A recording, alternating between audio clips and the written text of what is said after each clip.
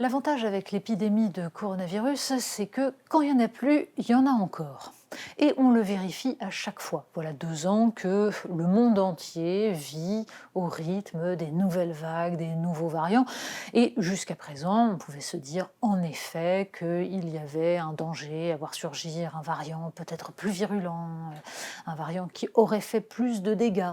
Mais cette fois-ci, Omicron semble avoir changé la donne. On en est à annoncer la possibilité de voir jusqu'à 20 millions de Français contaminés par Omicron.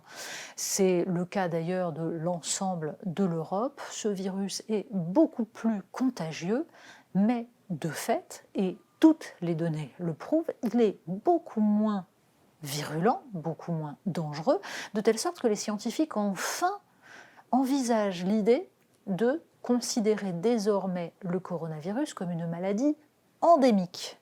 Ça ne veut pas dire une maladie pas grave, ça veut dire une maladie avec laquelle on vit, dont on sait qu'elle est là, qu'elle peut ressurgir, mais dont on cesse de compter tous les jours les contaminés et le nombre de morts, et pour laquelle on s'alertera uniquement quand le nombre d'hospitalisations augmentera.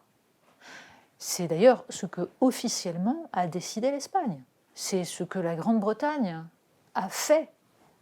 Et c'est ce que beaucoup de pays sont en train d'envisager, sous l'égide de l'OMS d'ailleurs, et alors même que certains scientifiques parlent de fin de l'épidémie.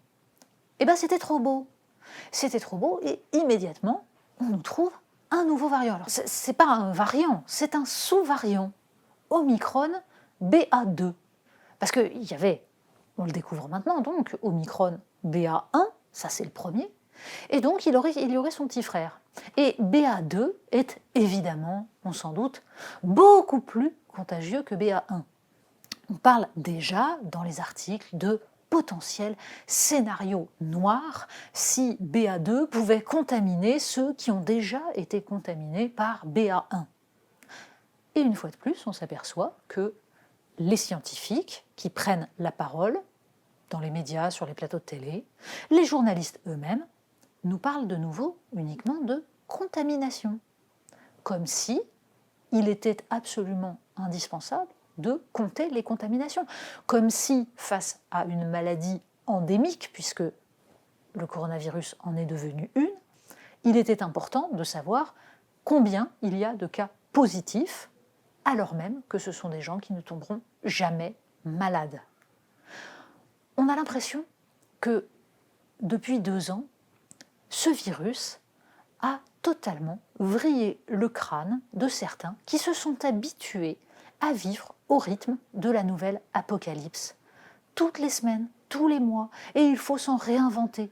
Et à aucun moment, on ne se met à envisager que les choses ont changé, que l'on peut enfin, et ça fait 1 an et demi qu'on le dit, apprendre à vivre avec ce virus pour éviter des dégâts plus importants.